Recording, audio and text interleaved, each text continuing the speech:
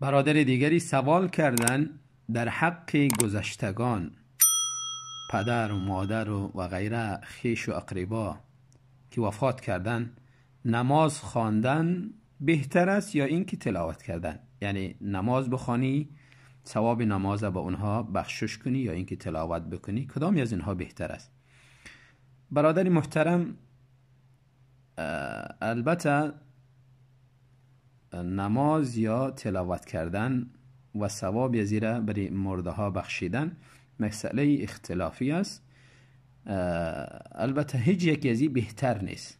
بهتر از همه از اینها دعا است، چون دعا در حدیث میآید رسول الله صلی الله علیه و سلم میفرمایند که انسان وقتی که از دنیا میرود 3 چیز را میگذارد.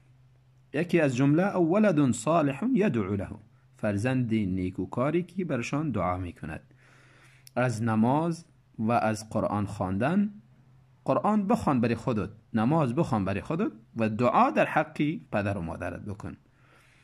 و همچنان صدقه و خیرات هم در نصوص وارد شده، از طرفی از اونها صدقه و خیرات انسان میدهد و یا هم حج میکند یا عمره میکند، اینها ثوابش برای گذشتگان میرسد.